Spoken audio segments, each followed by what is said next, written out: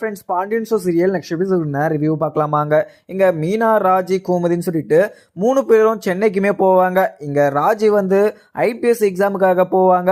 மீனா வந்து அவங்க வேலை விஷயமா போவாங்க. இவங்க 2 பேரையும் பார்த்துக்கிறதுக்காக கோமதியும் கூட போவாங்க.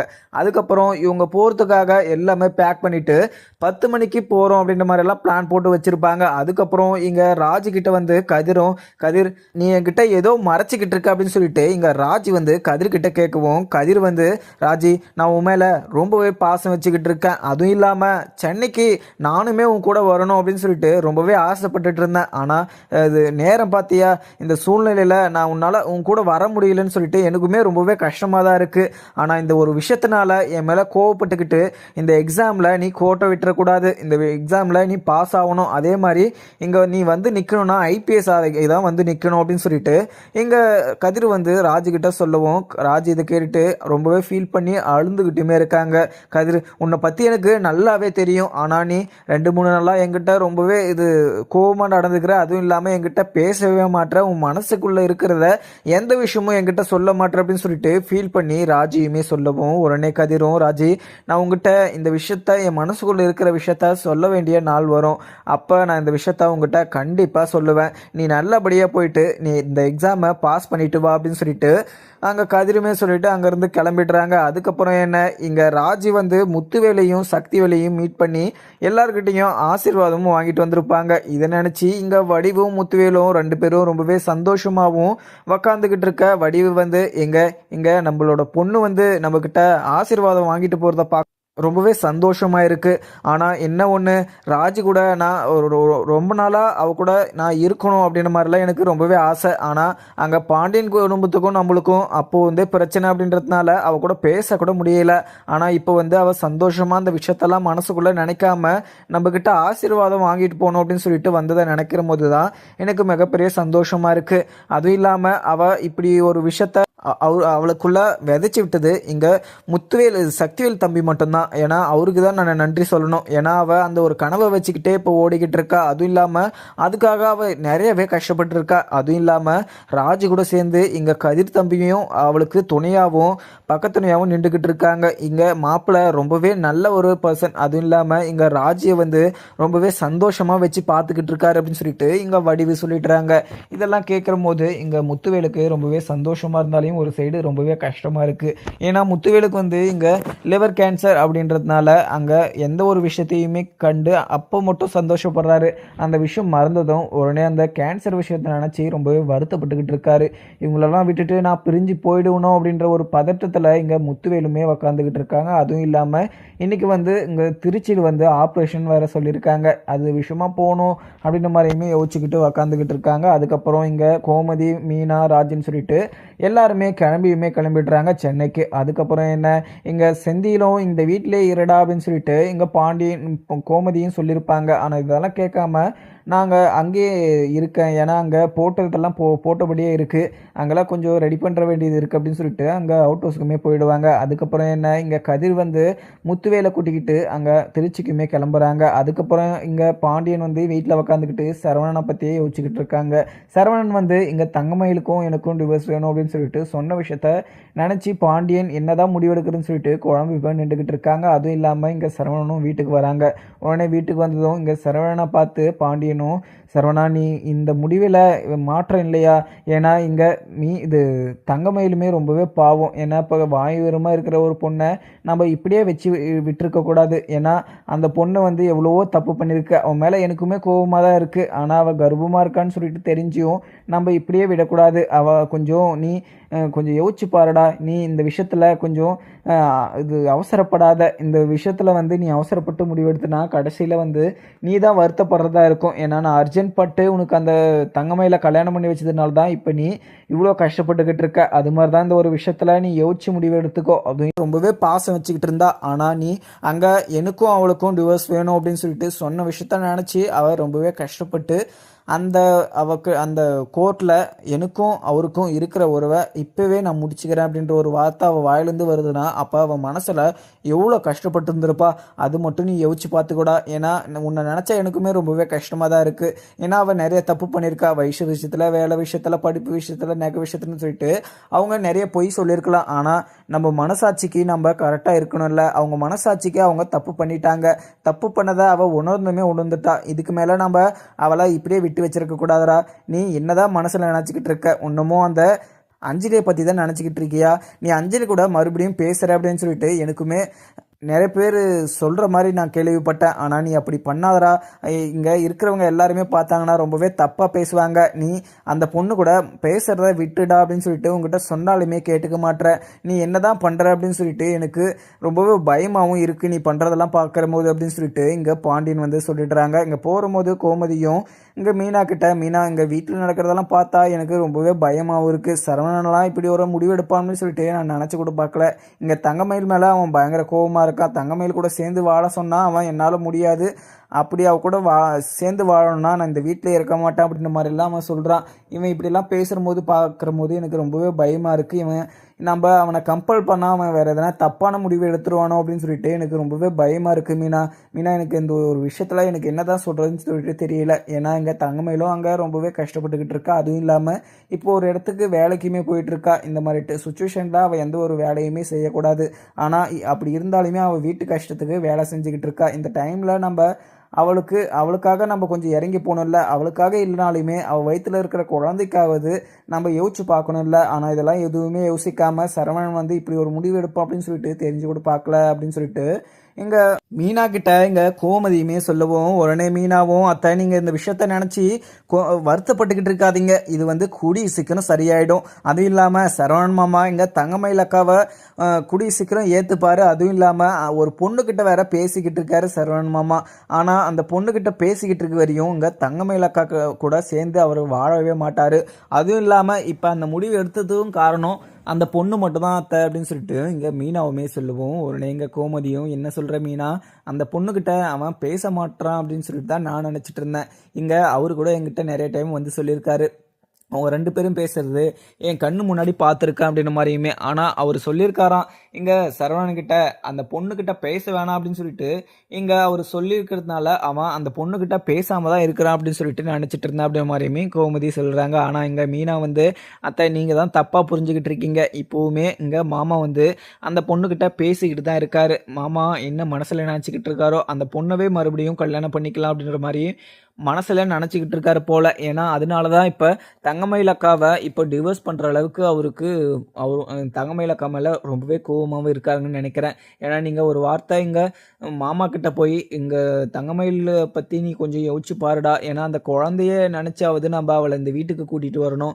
நீ இப்போ இப்படி சொன்னா எப்படி? ஏன்னா அந்த குழந்தைய இப்போவே என் கையில் கொஞ்சம் போல இருக்குது அப்படின்னு சொல்லிட்டு நீங்கள் எப்படியாவது சொல்லி இங்கே சரவணன் மாமா மனசை மாற்றி இந்த டிவோர்ஸை வந்து கேன்சல் பண்ண சொல்லுங்க அப்படின்னு சொல்லிட்டு மீனாவுமே சொல்லுவாங்க. ஆனால் இங்கே கோமதி வந்து, மீனா நான் எவ்வளவோ சொல்லி பார்த்துட்டேன், ஆனால் சரவணன் வந்து கேட்குற மாதிரியே தெரியல.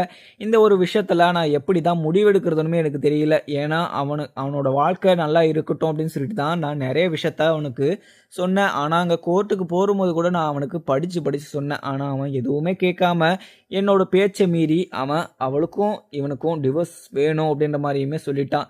இதுக்கு மேலே கோர்ட்லேயுமே என்னால் எதுவுமே பேச முடியாது. ஜட்ஜுமே இதுக்கான தீர்ப்பை வந்து இன்னும் 2 நாளில் வந்து அறிவிச்சிருவாங்க. அதுக்கப்புறம் இங்கே தங்கமயில் வந்து ரொம்பவே வருத்தப்படுவா இந்த ஒரு விஷயத்த நினச்சி அப்படின்னு சொல்லிட்டு இங்கே கோமதியுமே சொல்லிட்டுறாங்க. ஆனால் இங்கே ராஜி வந்து உட்காந்துக்கிட்டு, அத்தை நீங்கள் இந்த பிரச்சனையை இப்படியே விட்டுருங்க. இங்கே மயிலக்காவை பார்த்தா எனக்குமே ரொம்பவே பாவமாக தான் இருக்குது. மயிலக்கா வந்து நிறைய தப்பு பண்ணியிருக்காங்க. ஆனால் அந்த தப்புக்கு பின்னாடியுமே நிறைய கதையுமே இருக்குது. ஏன்னா அவங்க தப்பு பண்ணாங்கன்னா அதுக்கு காரணமே அங்கே அவங்க அம்மாவும் அவங்க அப்பாவும் தான். இவங்க 2 பேரும் சேர்ந்து அவங்கள பொய் சொல்ல வச்சாங்க. அவங்களும் அவங்களோட வாழ்க்கை நல்லா இருக்கட்டும் அப்படின்னு சொல்லிட்டு எல்லார்கிட்டையும் பொய்யுமே சொல்லிட்டாங்க. ஆனால் இந்த விஷயத்த சொல்லணும் அப்படின்னு சொல்லிட்டு அவங்களுமே நினச்சிருப்பாங்க. ஆனால் அந்த விஷயத்த சொன்னால் என்ன அந்த வீட்டில் இருக்க விட மாட்டாங்க, அதுவும் இல்லாமல் வீட்டை விட்டு துரத்துருவாங்க அப்படின்ற பயத்தில் இந்த விஷயத்த மறைச்சி வச்சுட்டு இருந்திருக்காங்க. ஆனால் அதுக்குள்ளே இந்த விஷயம் எல்லாருக்குமே தெரிய வந்து அவங்கள விட்டு துரத்தி அப்படி இப்படின்னு சொல்லிட்டு நிறைய பிரச்சனை ஆயிடுச்சு. ஆனால் இதுக்கு மேலே இந்த விஷயத்தில் நாம் முடிவெடுக்கிற மாதிரி இல்லத்த. இங்கே காலம் வந்து எப்படி மூவ் ஆகுதோ அதுக்கு தகுந்த மாதிரி நாமளும் போயிடணுத்த. ஏன்னா இந்த விஷயத்த நம்ம மாமா கிட்ட பேசிக்கிட்டே இருந்தால் அவருமே இதை கேட்க கூட மாட்டார். இந்த விஷயத்த இப்படியே விட்டுருங்க, அதுவே சரியாயிடும் அப்படின்னு சொல்லிட்டு ராஜியுமே சொல்லிடுவாங்க. அதுக்கப்புறம் என்ன, இங்கே முத்துவேலும் கதிரும் ஹாஸ்பிட்டலுக்குமே போயிடுறாங்க திருச்சிக்கு. திருச்சிக்கு போனதும் அங்கே எல்லாமே டெஸ்ட் எல்லாம் எடுத்துகிட்டு ஆப்ரேஷன் எல்லாமே சொல்லிட்டு இருப்பாங்க. அதுக்கான ஏற்பாடுமே எல்லாமே பார்த்துட்றாங்க. அதுக்கப்புறம் அங்கே உள்ள ஹாஸ்பிட்டல் உள்ளே கூட்டிகிட்டு போக போக இங்கே முத்துவேல் வந்து மயக்கம் போட்டுமே கீழே விழுந்துடுறாங்க. இதை பார்த்தா இங்கே கதிருக்கு ரொம்பவே பதட்டமாகவும் இருக்குது. டாக்டரை கூப்பிட்டு, டாக்டர் என்னாச்சுன்னு தெரியல, இப்போ மயக்கம் போட்டு கீழே விழுந்துட்டாங்க, பாருங்க டாக்டர், இவருக்கு எதுவுமே ஆகக்கூடாது, எவ்வளோ செலவானாலையும் நான் பார்த்துக்கிறேன் அப்படின்னு சொல்லிட்டு அங்கே கதிர் வந்து டாக்டர்கிட்ட பதட்டமாகவும் சொல்கிறாங்க. டாக்டரும் அங்கே ரூமுக்குள்ளே கூட்டிகிட்டு போயிட்டு செக்கப் எல்லாம் பார்க்குறாங்க. அவருக்கு சுயநிலைவே வரல அப்படின்னு சொல்லிட்டு டாக்டர் வந்து இங்கே கதிர்கிட்ட வந்து சொல்கிறாங்க. கதிர் இது கேட்டதும் ரொம்பவே பதட்டமாகவும் அங்கே கோமதிக்கு கால் பண்ணி, அம்மா நீங்கள் எங்கே இருக்கீங்க, எங்கே போயிட்டுருக்கீங்க அப்படின்ற மாதிரிலாம் விசாரிக்கிறாங்க. இப்போதான்டா வீட்டில் இருந்து கிளம்பியிருக்கோம், இப்போ தான் பஸ்ஸுக்கு வெயிட் பண்ணிக்கிட்டு இருக்கோம் அப்படின்ற மாதிரிலாம் சொல்கிறாங்க. ஆனால் இங்கே கதிர் வந்து, அம்மா நான் ஒரு விஷயத்த சொல்கிறேன், இந்த விஷயத்த கேட்டு நீங்கள் பதட்டப்படாமல் கேளுங்க அப்படின்ற மாதிரியுமே கதிர் வந்து சொல்லவும், உடனே கோமதியும், கதிர் என்னடா ஆச்சு, அப்படி என்ன பிரச்சனை அப்படின்னு சொல்லிட்டு இங்கே கோமதியுமே கேட்குறாங்க. அதுக்கப்புறம் என்ன, இங்கே கதிர் வந்து, அம்மா இங்கே மாமாக்கு, முத்துவேல் மாமாக்கு, அவருக்கு ஹாஸ்பிட்டலில் வந்திருந்தார் ஒரு நாள். அன்னைக்கு நான் அவரை மீட் பண்ணதில் ஒரு விஷயம் எனக்கு தெரிய வந்துச்சு. இங்கே மாமாக்கு லிவர் கேன்சர் இருக்குது அப்படின்னு மாதிரியுமே டாக்டர் சொன்னாங்க. இதை கேட்டதும் எனக்கு ரொம்பவே பதட்டமாக இருந்துச்சு. கொஞ்ச நாளைக்கு முன்ன நான் திருச்சி வரைக்கும் போயிட்டு இருந்தேன்ல, அதனால தான் அவங்களுக்கு செக்கப்பெல்லாம் பண்ணுறதுக்காக தான் திருச்சி வரைக்கும் வந்திருந்தேன். அங்கே டாக்டர் எல்லாமே செக் பண்ணிவிட்டு அவங்க வந்து ஆப்ரேஷன் பண்ணால் தான் இவங்கள வந்து காப்பாற்ற முடியும் அப்படின்னு சொல்லிட்டு சொன்னாங்க. அதனால் இன்றைக்கி அவருக்கு ஆப்ரேஷன், அதனால் திருச்சி வரைக்கும் கூட்டிகிட்டு வந்தேன். அதுக்குள்ளே இங்கே ஹாஸ்பிட்டலுக்கு வரத்துக்குள்ளேயே அவருக்கு மயக்கம் போட்டு கீழே விழுந்துட்டார்.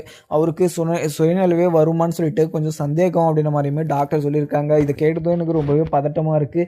எனக்கு என்ன பண்ணுறதுன்னு சொல்லிட்டு தெரியலம்மா, எனக்கு ரொம்பவே பயமாக இருக்குது. நீங்கள் அப்பாவுக்கு கால் பண்ணி இங்கே திருச்சி வரைக்கும் கொஞ்சம் வர சொல்கிறீங்களா? என்னால் இங்கே தனியாக இருக்க முடியாதும்மா, அவர் இப்படி இருக்காருன்னு சொல்லிட்டு பார்த்துக்கிட்டு என்னால் சந்தோஷமாக இது நிம்மதியாக இருக்க முடியலம்மா. இந்த விஷயத்த ராஜிக்கிட்ட சொல்லிட்டு போகிறீங்க, அவள் எக்ஸாம் எழுதுறதுக்காக போகிறா. இந்த விஷயத்த அவள் தெரிஞ்சிச்சுன்னா அவள் அங்கேருந்து இங்கே கிளம்பி வந்துடுவா. அவகிட்ட இந்த விஷயத்த சொல்லாதீங்க, மாமாவை நான் பார்த்துக்கிறேன். அதுவும் இல்லாமல் நீங்கள் அப்பாவுக்கு கால் பண்ணி நீங்கள் இந்த விஷயத்த இன்ஃபார்ம் பண்ணிடுறீங்களா? ஏன்னா அப்பாவுக்கு கால் பண்ணியுமே அப்பா வந்து எடுக்கலை. ஏன்னா இங்கே அப்பத்தாவை நான் வந்து இந்த வீட்டில் இருக்க வேணாம் அப்படின்னு சொல்லிட்டு துரத்துனால கோவத்தில் எங்கள் காலை வந்து பிக் பண்ண மாட்டாரு. நீங்கள் கால் பண்ணி அப்பா கிட்ட சொல்கிறீங்களா அப்படின்னு சொல்லிட்டு இங்கே கதிருமே சொல்லிடுறாங்க. இதை கேட்டதுமே அங்கே எதுவுமே ஃபேஸில் வந்து பதட்டம் தெரியாமல், பயம் தெரியாமல், வருத்தம் தெரியாமல் உடனே அங்கே அந்த காலையுமே கட் பண்ணிவிட்டு பாண்டியனுக்கும் கால் பண்ணி அந்த விஷயத்த எல்லாமே சொல்லிடுறாங்க. பாண்டியன் கேட்டதும் ரொம்பவே பதட்டமாகவும், என்ன சொல்கிற கோமதி, இந்த விஷயம் உனக்கு யார் சொன்னது அப்படின்ற மாதிரியுமே கேட்கவும், உடனே இங்கே கதிர் அந்த விஷயத்த சொன்னால், அதுவும் இல்லாமல் இங்கே ராஜியும் மீனாவும் வேற என் கூட இருக்காங்க, இந்த விஷயம் அவங்களுக்கு தெரிஞ்சுன்னா அவங்களுமே ரொம்பவே வருத்தப்படுவாங்க, அதுவும் இல்லாமல் பயந்துருவாங்க. இந்த விஷயத்த நான் உங்ககிட்ட சொல்லாமல் மறைச்சிக்கிறேன். அதுவும் இல்லாமல் கதிர் வந்து திருச்சியில் இருக்கானோ, தனியாக இருக்கான், நீங்கள் கொஞ்சம் சீக்கிரமாக போங்க அப்படின்ற மாதிரியுமே கோமதி வந்து சொல்லிட்டுறாங்க. இதை கேட்டதும் பாண்டியனும் கடையெல்லாம் க்ளோஸ் பண்ணிவிட்டு அங்கேருந்து கிளம்பிட்டுறாங்க. அதுக்கப்புறம் என்ன, இங்கே கதிர் வந்து ஹாஸ்பிட்டலில் உட்காந்துக்கிட்டு ரொம்பவே பதட்டமாகவும், மாமாவுக்கு எதுவுமே ஆகக்கூடாது அப்படின்னு சொல்லிட்டு கடவுளையுமே வேண்டிக்கிட்டு இருக்காங்க. அதுக்கப்புறம் இங்கே டாக்டர் ட்ரீட்மெண்ட்லாம் பார்த்துக்கிட்டு அதுக்கப்புறம் இங்கே சுயநலமே வந்துடுது. உடனே கண் விழித்து பார்க்குறாங்க. அதுக்கப்புறம் தான் இங்கே டாக்டர் வந்து இங்கே கதிர்கிட்டுமே சொல்லிட்டுறாங்க, இப்போ எதுவுமே இல்லைப்பா, இது நார்மலான மயக்கம் தான். அவர் வந்து மனசில் வந்து யோசிச்சுக்கிட்டே இருக்கார், ப்ரெஷர் போட்டுக்கிட்டே இருக்கார். அது மாதிரிலாம் யோசிக்கவே கூடாது.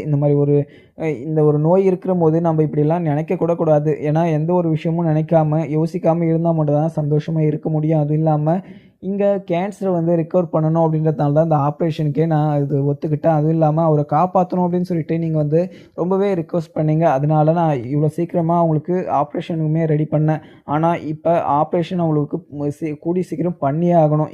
அவருக்கு இந்த ஆப்ரேஷன் பண்ணலைன்னா அவர் அப்படி நினச்சி அவரோட உடம்பை வந்து ஒன்றுமே அலட்சியம் பண்ணிப்பார் அப்படின்னு சொல்லிட்டு எங்கள் டாக்டருமே கதிர்கிட்ட சொல்லிடுறாங்க. அதுக்கப்புறம் இங்கே கோமதியுமே அங்கே சென்னைக்கு போயிட்டுருக்கும்போது இங்கே முத்துவேலை பற்றியே யோசிச்சுக்கிட்டு இருக்காரு. அண்ணனுக்கு என்ன ஆச்சு அப்படின்னு சொல்லிட்டு யோசிச்சுக்கிட்டே இருக்காங்க. நம்ம பேசாமல் இங்கே ராஜியையும் மீனாவையும் சென்னையில் விட்டுட்டு நம்ம அப்படியே திருச்சிக்கு ஹாஸ்பிட்டலுக்கு போயிடலாம் அப்படின்ற மாதிரியுமே யோசிச்சுக்கிட்டு வந்துக்கிட்டு இருக்காங்க. உடனே எங்கள் மீனாவும், அத்தை என்ன ஆச்சத்தை ஏதோ யோசிச்சுக்கிட்டே இருக்கீங்க, யார்கிட்ட இருந்து ஃபோன் வந்துச்சு, என்ன பிரச்சனை அப்படின்னு சொல்லிட்டு எங்கள் மீனாவுமே கேட்பாங்க. உடனே கோமதியும், மீனா அதெல்லாம் ஒன்றும் இல்லை, வீட்டில் இருந்ததான் அங்கே அவர் கால் பண்ணார், எங்கள் கடையில் இருக்கிறீங்களா அப்படின்னு சொல்லிட்டு விசாரித்தேன், மற்றபடி வேறு ஒன்றும் இல்லை அப்படின்னு சொல்லிட்டு இங்கே தயக்கமாக பேசுகிறத பார்த்த மீனா வந்து ஏதோ ஒரு பிரச்சனை இருக்குது, இந்த பிரச்சனை பிரச்சனையை வந்து நம்மக்கிட்ட சொல்ல மாட்றாங்க அப்படின்னு சொல்லிட்டு கண்டுபிடிச்சிடுறாங்க இங்கே மீனாவும். அதுக்கப்புறம் என்ன இங்கே கோமதியும் அங்கே மீனா எனக்கு ரொம்பவே டயர்டாக இருக்குது அப்படின்னு சொல்லிட்டு அங்கே படுத்துமே யோசிச்சுக்கிட்டு இருக்கவும் உடனே எங்கள் கோமதியும் யோசிச்சுக்கிட்டு படுத்துடுறாங்க. அதுக்கப்புறம் மீனாவும் யோசிச்சுக்கிட்டே உக்காந்துக்கிட்டு இருக்காங்க. அதுக்கப்புறம் பாண்டியனும் அங்கே திருச்சிக்குமே கிளம்பிக்கிட்டு இருக்காங்க. உடனே பழனிவேலும் கடையில் வியாபாரத்தையுமே பார்த்துக்கிட்டு இருக்கவும் உடனே பாண்டியன் வந்து பழனிவேலுக்கு கால் பண்ணுறாங்க. இது பழனி எங்கே பழனி அப்படின்னு சொல்லிட்டு கேட்குறாங்க. உடனே இங்கே பழனிவேலும் இல்லை மச்சான் இங்கே தான் கடையில் அப்படின்னு சொல்லிட்டு இங்கே சொல்கிறாங்க. என்ன மச்சான் இந்த எதுனா பிரச்சனையா அப்படின்னு சொல்லிட்டு இங்கே பழனிவேலுமே கேட்பாங்க. உடனே மீனாவும் சாரி இங்கே பாண்டியனும் அது ஒன்றும் இல்லைடா, அங்கே திருச்சி வரைக்கும் எனக்கு கொஞ்சம் வேலை இருக்குது, கூட வர முடியுமா அப்படின்னு சொல்லிட்டு கேட்டேன்.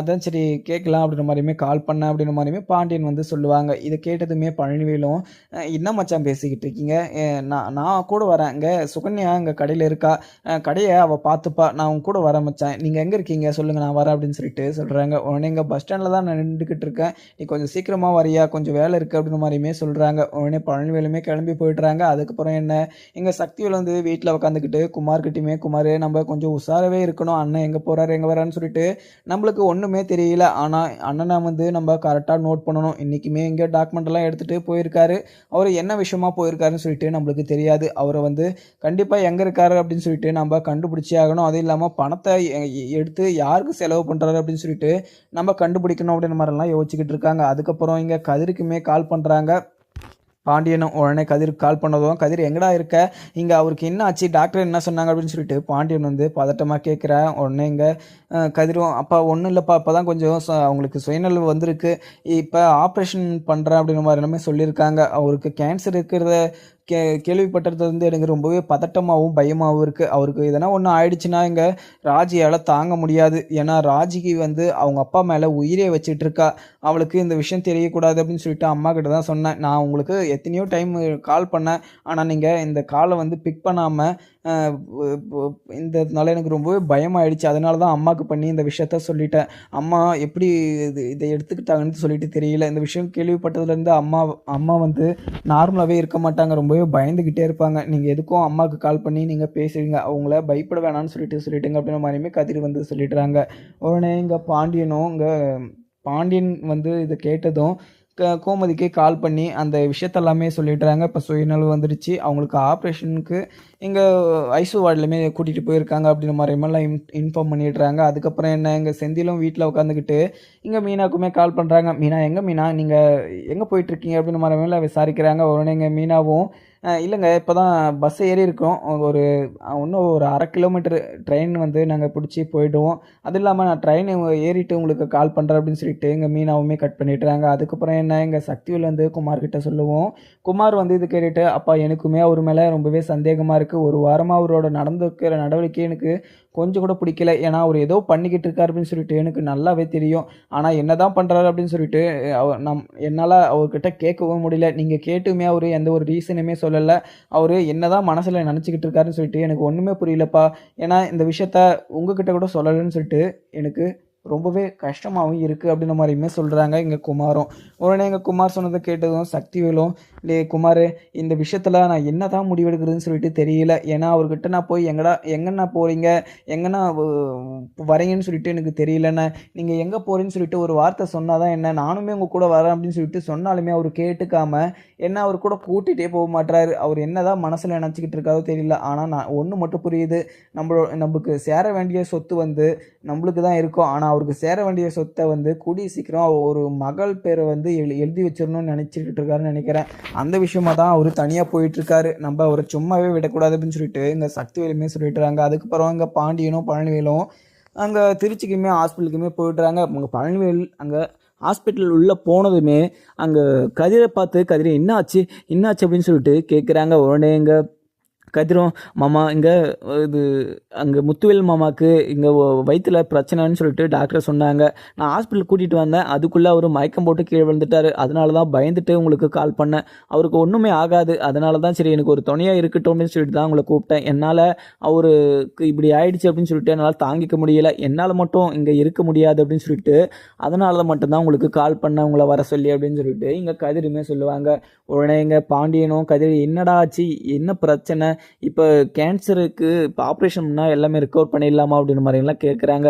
உடனே இங்கே என்ன மச்சான் சொல்லிக்கிட்டு இருக்கீங்க, அண்ணனுக்கு கேன்சரா, என்னாச்சு, ஐயோ அண்ணனுக்கு கேன்சர் அப்படின்னு சொல்லிட்டு துடிச்சு போகிறாரு இங்கே பழனிவேலும். உடனே இங்கே பாண்டியனும், பழனி நீ எதுக்குமே பயப்படாதடா, அவருக்கு சரி பண்ணிடலாம், இன்னைக்கு தான் ஆப்ரேஷனா, அதுவும் இல்லாமல் ஆப்ரேஷன் நல்லபடியாக முடிஞ்சிருச்சுன்னா அவரை நல்லபடியாக காப்பாற்றிடலாம் அப்படின்னு சொல்லிட்டு பாண்டியனுமே சொல்லுவாங்க.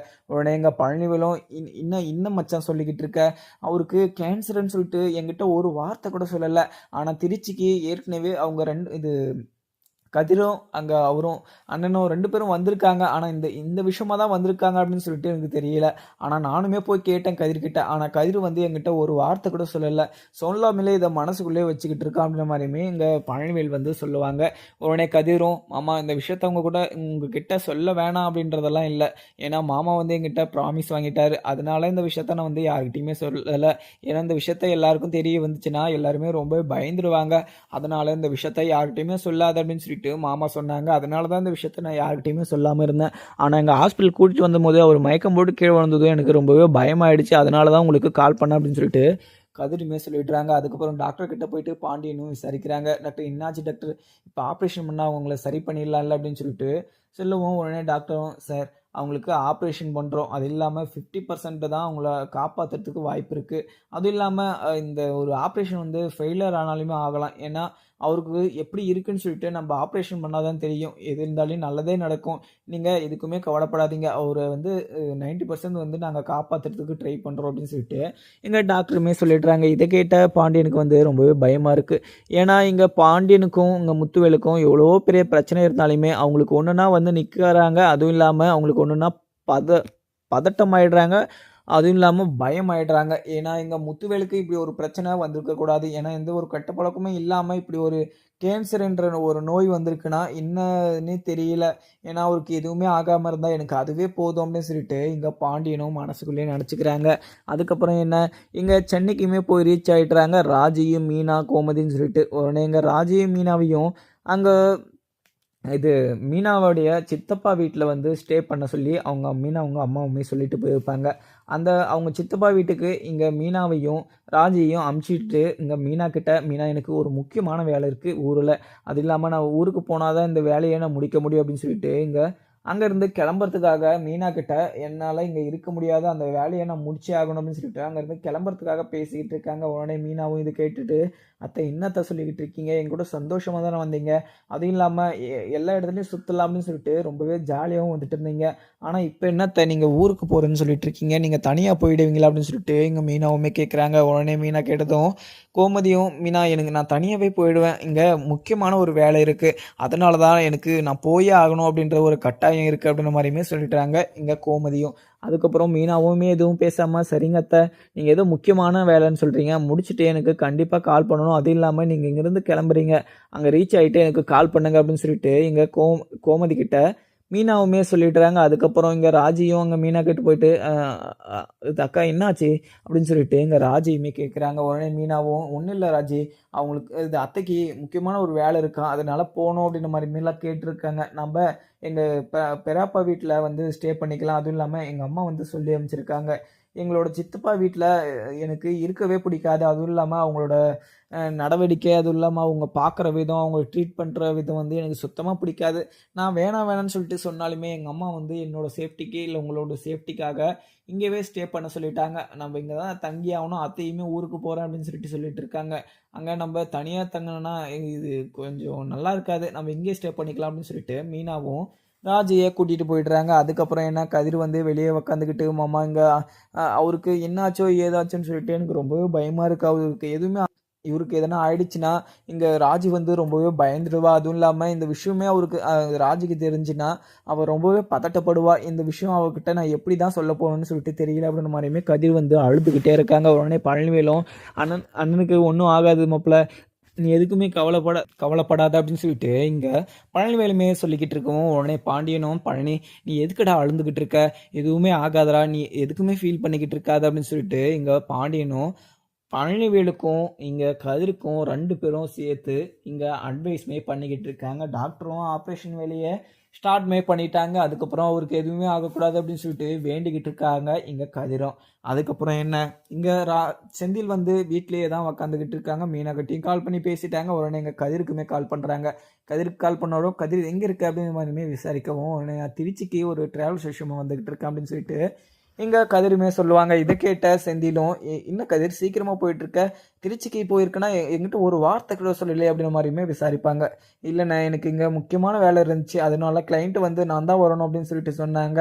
அதனால நான் இங்க கொஞ்சம் அர்ஜென்ட் வேலையா வந்துட்டேன். நான் உங்களுக்கு இந்த வேலைய முடிச்சுட்டு கால் பண்றேன்" அப்படின்னு சொல்லிட்டு கட் பண்ணிடுறாங்க. செந்திலுக்கு ரொம்பவே சந்தேகமா இருக்கு. என்னாச்சு கதிருக்கு? ரொம்பவே பதட்டப்படுறான் அப்படின்ற மாரியெல்லாம் யோசிச்சுக்கிட்டு இருக்காங்க. அதுக்கப்புறம் என்னன்னு பார்க்கலாமாங்க. வீடியோ பிடிச்சிருந்தா லைக் பண்ணுங்க. Thank you friends.